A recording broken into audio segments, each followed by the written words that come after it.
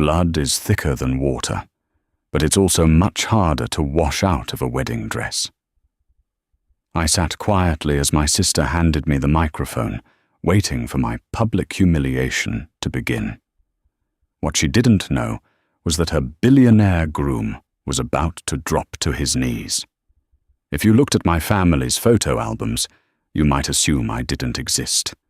Out of the hundreds of glossy photos shoved into leather-bound books at my parents' house in Connecticut, my sister, Brianna, is the star of 95% of them. Brianna in her ballet tutu, Brianna winning junior prom queen, Brianna standing next to the brand new BMW our parents, Robert and Sylvia, bought her for her 18th birthday. And then there was me. Chloe. I was the blurry figure in the background, the one holding the coats, the one taking the picture.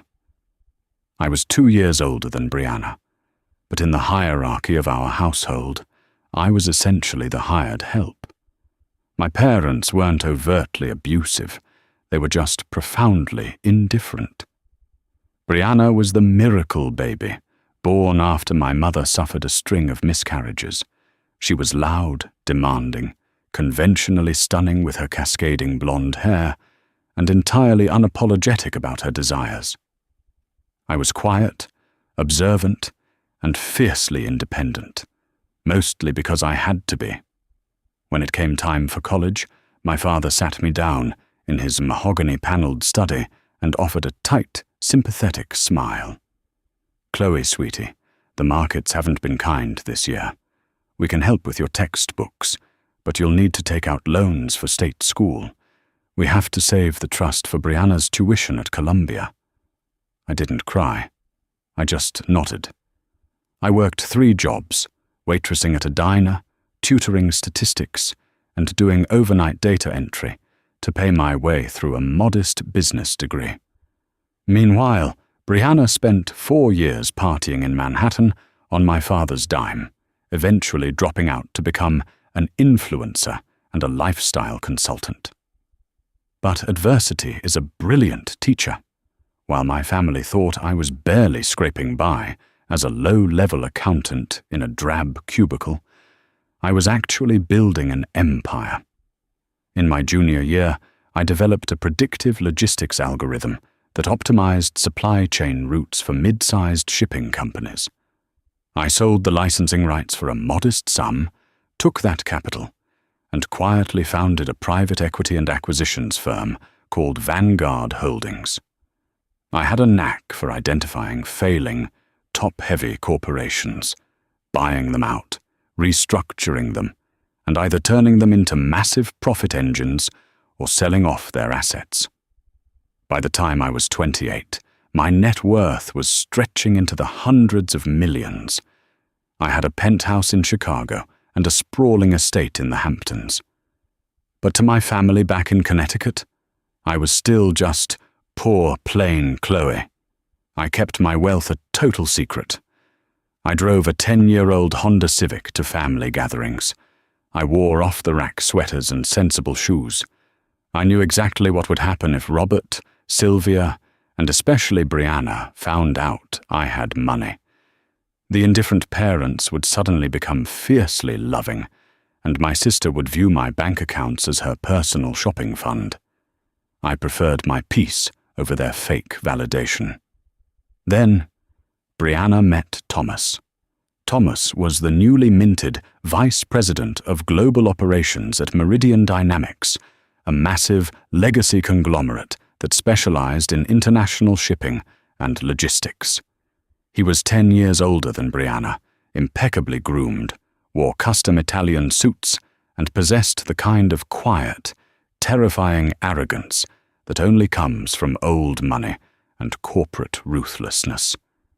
Brianna was absolutely obsessed with him, or rather, she was obsessed with what he represented. Status, power, a black card with no limit. When Brianna called to tell me she was engaged, her voice dripped with that familiar, sugary condescension. "Chloe!" Thomas finally popped the question. The ring is a flawless 5-carat oval diamond. It's custom. I'm sure you've never seen anything like it. Anyway, we're having an engagement dinner at the country club this weekend. Try to wear something nice. I can Venmo you $100 if you need to hit up the mall.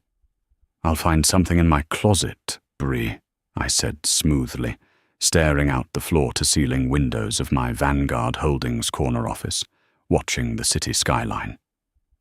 Okay, well, don't embarrass me, she snapped, before hanging up. I smiled softly to myself. What Brianna didn't know, what no one in my family knew, was that Vanguard Holdings had just initiated a massive, aggressive, and highly secretive buyout of Meridian Dynamics.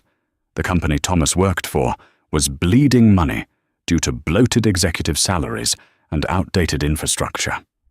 My board had swooped in and acquired a 62% controlling stake. I was, for all intents and purposes, Thomas's new boss. The elusive, terrifying chairwoman the Meridian executives were currently having panic attacks over. They hadn't met me yet. My transition team was handling the initial restructuring while I remained anonymous, observing the board from the shadows. The collision course was set, and I had a front row seat. The engagement dinner at the Oakwood Country Club was a masterclass in passive-aggressive humiliation. I arrived in my trusty 2012 Honda Civic, handing the keys to a valet who looked at the vehicle with sheer disdain before parking it behind a row of Porsches and Range Rovers. I was dressed simply, a tailored navy slip dress that was actually vintage Chanel, though to my family's untrained eyes, it probably looked like something from a department store clearance rack. My parents were already holding court in the private dining room, fawning over Thomas.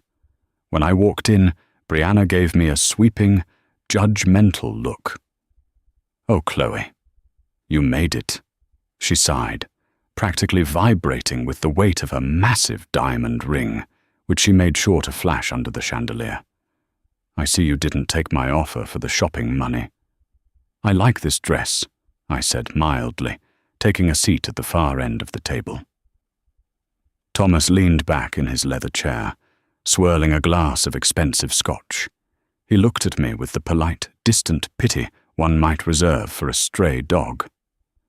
"So, Chloe," he drawled, "Brianna tells me you're in accounting? Bookkeeping?" "Something like that," I replied, taking a sip of my water. "I work with spreadsheets, analyzing corporate structures mostly." Thomas chuckled, a deep, resonant sound of pure condescension. "Fascinating. You know, Meridian Dynamics is actually expanding our junior data entry team. It's entry level, but the benefits are decent. I could probably pull a string and get your resume to the top of the pile. God knows it's tough out there for small-scale workers." My father chimed in, practically beaming at his future son-in-law. "That is incredibly generous of you, Thomas. Chloe, you should really take him up on that. You can't be doing paperwork in a cubicle forever. It's time you started building a real career." "I appreciate the offer, Thomas," I said, keeping my face perfectly neutral. "But I'm actually quite comfortable with my current position. I like the people I work with." Brianna rolled her eyes so hard, I thought they might get stuck in her skull. "God, Chloe, you have absolutely zero ambition. Thomas is offering you a lifeline. You're pushing 30, single and broke. Don't be ungrateful." I said thank you, I replied softly. Thomas held up a hand, playing the magnanimous peacemaker. "Let it go, darling. Some people just don't have the drive for corporate life. It's ruthless. You have to be a shark to survive in my world, especially right now." I raised an eyebrow. "Oh, trouble at the office?" Thomas's face tightened slightly, a crack in his arrogant veneer.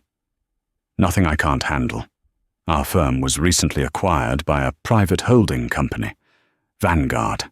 They've installed a new board of directors, spearheaded by some ruthless chairwoman who operates entirely behind closed doors. She's already fired 3 regional directors, but my division is safe. I bring in too much value. Vanguard Holdings, I mused aloud, testing the name on my tongue. Sounds intimidating. I hope this chairwoman treats you well, Thomas. She'll recognize talent when she sees it, he said confidently, draining his scotch. If she ever dares to show her face, that is. Over the next 6 months, the wedding planning consumed my family like a ravenous beast. Brianna transformed from a spoiled golden child into a full-blown bridal tyrant. Because Thomas was footing the bill, eager to show off his wealth, the budget was practically non-existent. We were talking imported orchids from Thailand, a custom-built glass marquee on a private estate, and a 6-tier cake wrapped in edible gold. I was reluctantly forced into the bridal party. I tried to decline, citing my busy work schedule, but my mother guilt-tripped me relentlessly. It will look awful to Thomas's high society friends if Brianna's own sister isn't a bridesmaid, she hissed over the phone. Just do it, Chloe. For once in your life, don't make this about you. So I showed up to the dress fittings. Brianna had chosen elegant silk chiffon gowns in a tasteful champagne hue for her 3 other bridesmaids, girls she had met in college who practically worshipped the ground she walked on. For me, she selected something different. I just feel like champagne washes you out, Chloe, Brianna said innocently, holding up a heavy, stiff taffeta dress in a horrific shade of bruised plum purple. It had puffed sleeves, an overly modest neckline, and an unflattering drop waist. It looked like a medieval costume gone wrong. This color is much better for your complexion, and it hides your figure. The other bridesmaids exchanged uncomfortable glances, but didn't say a word. Brianna, this is a completely different style, I pointed out dumbly. Well, I'm the bride, and it's my vision, she snapped, dropping the sweet act. If you don't like it, you can step down, but Mum would be devastated. I took the purple dress. I paid the $400 for it out of my own meager bank account. I didn't argue. Let her have her fun. I had larger things on my mind. Back at Vanguard, the restructuring of Meridian Dynamics was reaching its climax. The audit of Thomas's division, Global Operations, had finally landed on my desk. And the results were atrocious. Thomas wasn't a shark, he was a parasite. The audit revealed massive misappropriation of corporate funds. He was expensing luxury vacations as client retreats, signing off on wildly inflated vendor contracts in exchange for kickbacks, and creating a toxic, hostile work environment that had cost the company millions in quiet settlements. He was the exact kind of bloated, corrupt executive Vanguard Holdings specialized in excising. My chief operating officer, a brilliant, no-nonsense man named David, sat across from my desk, tapping the thick file. It's bad, Chloe, David said. Thomas has been using the company as his personal piggy bank for 3 years. We have enough here to not only terminate him with cause, but to press federal fraud charges. I stared at the file. Thomas's smug face from the country club flashed in my mind. Then, Brianna's condescending voice. Draw up the termination papers, I instructed David, my voice cold. Revoke his corporate access, freeze his company accounts, and prep the legal team for litigation. When do you want to drop the hammer? David asked. His department is expecting a finalized restructuring report by the end of the week. I glanced at the calendar on my desk. The wedding was this Saturday. Hold the paperwork, I said, leaning back in my chair. Have our legal couriers deliver the termination and the lawsuit notice directly to him. In person, David frowned. When? Saturday evening, I replied softly. During the reception. The rehearsal dinner on Friday night was the final crescendo of Brianna's cruelty. Thomas had rented out the entire top floor of a high-end steakhouse. His colleagues from Meridian Dynamics were there, wealthy, boisterous men in expensive suits, smoking cigars on the terrace. During the toasts, Brianna stood up, clutching a glass of champagne. She thanked her friends, she thanked Thomas, and then her eyes landed on me. "And I want to give a special shout-out to my big sister, Chloe," Brianna purred into the microphone. The room quieted down. Chloe has had such a hard life, guys, working those long hours in her little cubicle, just trying to make rent. It's been so stressful for her, but she still managed to save up her pennies to buy her bridesmaid dress to be here for me. We love you, Chloe.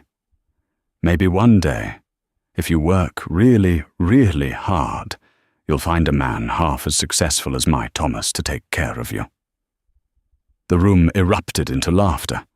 Thomas's wealthy friends chuckled, raising their glasses to me in mock salute. My face burned, not from shame, but from the sheer, unadulterated audacity of it all. I looked at my parents. My father was laughing along, and my mother was smiling tightly, clearly enjoying the narrative of her successful daughter, pitying the failure. I didn't break eye contact with Brianna. I raised my water glass to her, my expression blank, a chilling calm settling over my bones. Laugh it up, Brianna, I thought. Enjoy the champagne, because tomorrow the empire falls. The morning of the wedding dawned with a brilliant, mocking clarity. The Connecticut sky was a crisp, cloudless blue, perfectly mirroring the superficial perfection my sister demanded for her special day. I arrived at the bridal suite at the crack of dawn, clutching a lukewarm black coffee, only to be immediately ushered into a corner by an overly caffeinated wedding planner wearing a headset. The room was a whirlwind of frantic energy, thick with the smell of aerosol hairspray, expensive mimosa sweat, and pure anxiety. Brianna sat in the center of the chaos like a regal, demanding queen, draped in a white silk robe embellished with rhinestones. 3 makeup artists hovered around her, painstakingly applying airbrush foundation and individual eyelash extensions. "Chloe, you're late," my mother snapped, adjusting her own impeccably tailored mother-of-the-bride dress. She didn't look up from her reflection in the full-length mirror. "Put your dress on. The photographer is going to be here in 20 minutes for the getting ready shots. And you look like you just rolled out of a cubicle." I retreated to the bathroom and slipped into the bruised plum taffeta monstrosity Brianna had chosen for me. It was even more hideous in the harsh fluorescent lighting of the bathroom. The fabric was stiff and unforgiving, scratching against my collarbones, while the dropped waist made me look entirely shapeless. I tied the oversized sash in the back, took a deep breath, and stepped out. The other bridesmaids, Brittany, Jessica, and Lauren, were already dressed in their flowing, ethereal champagne gowns. They looked like Greek goddesses. I looked like a Victorian tragedy. When Brianna caught sight of me in the mirror, a smirk played at the corners of her glossed lips. "Oh, Chloe," she cooed, a saccharine tone masking the venom. It's certainly unique. It really brings out your undertones. Doesn't it, Mum?" "It's fine," my mother dismissed, waving a hand. "Just stand toward the back for the photos, sweetie. We don't want the color clash to distract from Brianna's custom Vera Wang." I spent the next 3 hours serving as a glorified prop. I fetched water, adjusted trains, and forced a placid smile as the photographer directed us to laugh at fake jokes. Through it all, the burning secret in my chest kept me perfectly centered. Every condescending remark, every patronizing pat on the shoulder from my mother, every eye roll from Brianna, it all just fueled the quiet inferno of what was to come.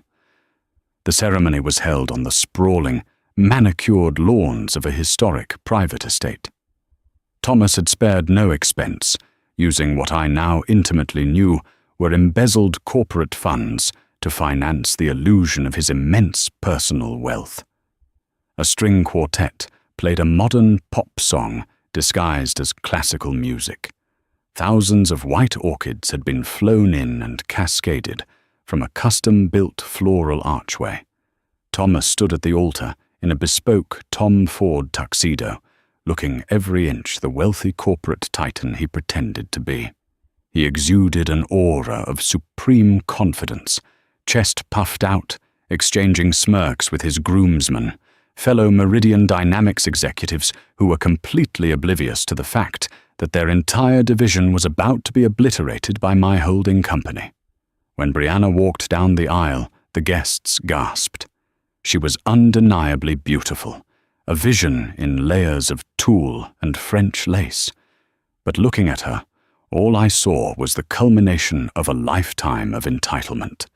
They exchanged vows that were generic and hollow, promising to love each other through sickness and health, though I highly doubted Brianna's vows covered corporate fraud and federal indictments.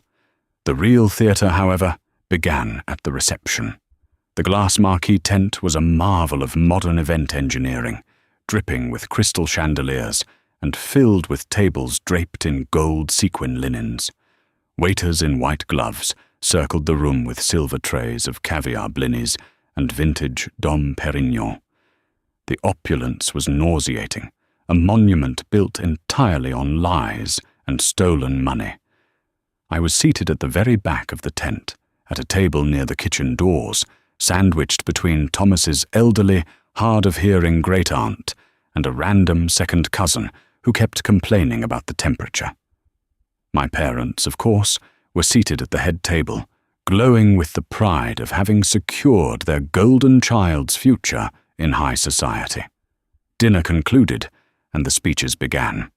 Thomas's best man delivered a raucous, vaguely inappropriate speech about their boys' trips to Cabo, trips I knew were illegally expensed to Meridian Dynamics as client acquisition retreats.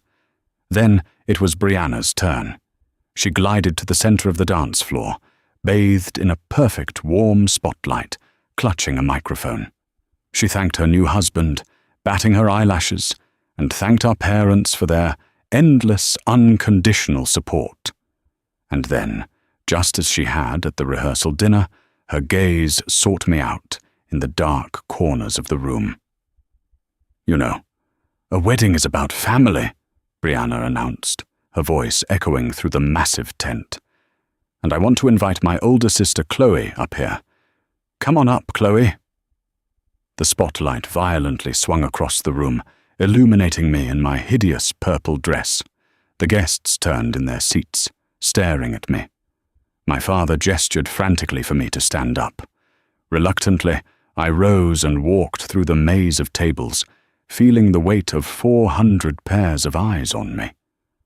When I reached the dance floor, Brianna threw an arm around my shoulder, holding me tight so I couldn't pull away. "I wanted to share this moment with my sister," Brianna said to the crowd, her voice dripping with artificial sweetness. Chloe has always been the quiet one in the family, the sensible one. While I was out chasing my dreams, Chloe was perfectly content, living a very simple, very modest life. She's a low-level accountant, everyone. Let's give it up for the essential workers. A smattering of polite, confused applause rippled through the tent. Thomas was watching from the head table, a smug, satisfied grin plastered on his face. "I know it must be so hard for you, Chloe," Brianna continued, turning to look at me, lowering the microphone just slightly, so only the front rows could hear her true tone. "Watching me get everything you ever wanted. The money, the status, the perfect man. But don't worry, Thomas and I talked, and we've decided we're going to help you out. We're going to pay off the rest of your little student loans as my wedding gift to you. Isn't my husband just the most generous man in the world?" The crowd literally awed. My mother dabbed her eyes with a napkin. I was being publicly painted as the pathetic, impoverished sister being rescued by the benevolence of the radiant bride and her wealthy groom. Brianna shoved the microphone into my hand. "Say thank you, Chloe. Tell everyone how much this means to you." The tent fell dead silent. I stood there, holding the heavy microphone, looking at Brianna's triumphant face. I looked at Thomas, who raised his champagne flute to me in a mocking toast. I looked at my parents, who were nodding encouragingly, urging me to play my part in my own humiliation. I slowly brought the microphone to my lips. "Thank you, Brianna," I said, my voice echoing crystal clear through the marquee. It's truly fascinating to see how far the illusion of wealth can stretch. But unfortunately, Thomas won't be paying off my loans. Because as of 6 p.m. tonight, Thomas doesn't have a dime to his name. A collective, confused murmur washed over the guests. Brianna let out a nervous laugh, reaching for the microphone. "Oh, Chloe, you and your dark sense of humor." "That's enough." "I'm not joking," I said, my voice cutting through the whispers. Before Brianna could lunge for me, the heavy canvas flaps of the marquee pushed open. David, Vanguard's chief operating officer, strode in, flanked by our legal team and 2 process servers. The string quartet abruptly stopped playing. The silence was deafening, broken only by David's sharp footsteps as he marched toward the head table. Thomas stood, his face flushing red. "Excuse me, who are you? Security." David didn't blink. He reached the table and unclasped a leather-bound folio. "Thomas Sterling?" "Yes. And you are trespassing. I will have you arrested." "I am David Harrison, COO of Vanguard Holdings," David stated calmly. The smugness vanished from Thomas's face, replaced by a sickening dread. The other Meridian executives in the room suddenly sat up straight, their color draining. "Vanguard?" Thomas stammered. "What is the meaning of this?" "I answer only to the chairwoman." "Indeed you do," David replied. He dropped a thick stack of documents onto the table. "Mr. Sterling, you are formally terminated from Meridian Dynamics, effective immediately. These documents detail the gross misappropriation of funds, expense fraud, and embezzlement you have committed over the last 3 years." Brianna gasped. "Embezzlement? Thomas, what is he talking about?" "Shut up, Brianna," Thomas hissed, scanning the documents. He looked at David, desperation leaking in. "This is a mistake. You can't fire me without a board hearing. The chairwoman wouldn't authorize this." "She specifically ordered it," David countered. "Furthermore, Vanguard Holdings has initiated a civil lawsuit to recover $7.4 million in stolen assets. Your accounts are frozen, your company car repossessed. Our audit is now with the SEC. The guests were dead silent. My parents sat frozen in shock. "This is insane!"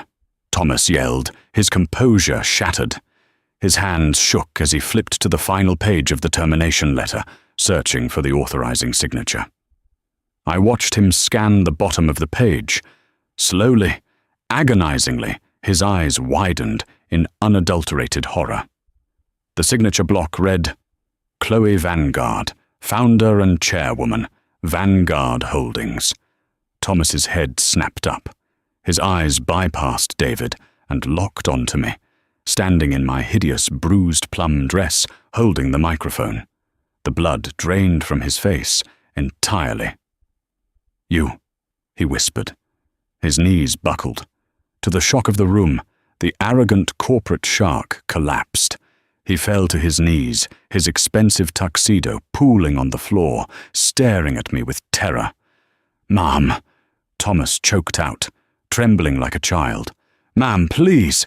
Chloe, I didn't know it was you." "I know you didn't," I said quietly into the microphone, "because you never thought someone like me was worth paying attention to." Brianna rushed over, yanking his arm. "Thomas, get up! Why are you calling her Mom? She's just a stupid bookkeeper." Thomas violently shoved her hand away. "Don't touch me! You idiot! She owns Vanguard. She's my boss." The collective gasp was cinematic. My mother swayed, grabbing my father, who stared at me as if seeing a stranger. "That's right, Brianna," I said calmly. "I didn't take out loans for state school. I built a private equity firm from the ground up. I bought out Meridian Dynamics a month ago and spent the last 3 weeks auditing your new husband's department. The 5-carat diamond on your finger, the custom tent, the Dom Perignon. It was all paid for with money Thomas stole from my company." Brianna's face crumpled in devastation. "No, you're lying. You drive a rusted Honda Civic." "I drove a 10-year-old Civic because I didn't want my family using me as an ATM," I corrected her, my tone devoid of emotion. And my instincts were correct. I signaled to David. A courier stepped forward, handing Thomas a smaller envelope. "What is this?" Thomas stammered. "A bill," I explained.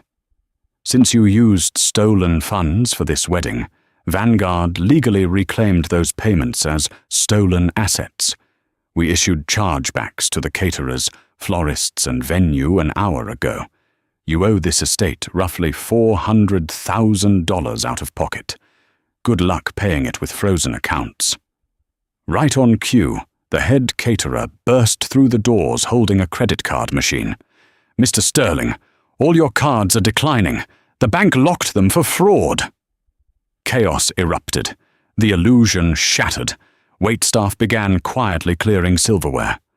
Brianna burst into hysterical tears, sinking next to Thomas, her dress a mess of ruined tulle. "You ruined my wedding. You ruined my life, Chloe." "I didn't ruin your life," I said, setting the microphone down. "I just turned on the lights. You built your lives in the dark." I didn't wait for my parents to process that their forgotten daughter was a multi-millionaire, or that their golden child married a broke felon. The profound shock and regret on their faces was enough. I turned my back on the wreckage and walked out. The cool night air felt refreshing. David fell into step beside me. "Well executed, chairwoman," he said quietly. "The police will pick him up by Monday. Follow through on every charge, David. No settlements, no mercy." I handed my ticket to the terrified valet. He retrieved my old Civic, the familiar creak of the hinge sounding like freedom. It had carried me through my hardest days, and it would carry me away from the toxic remnants of my past.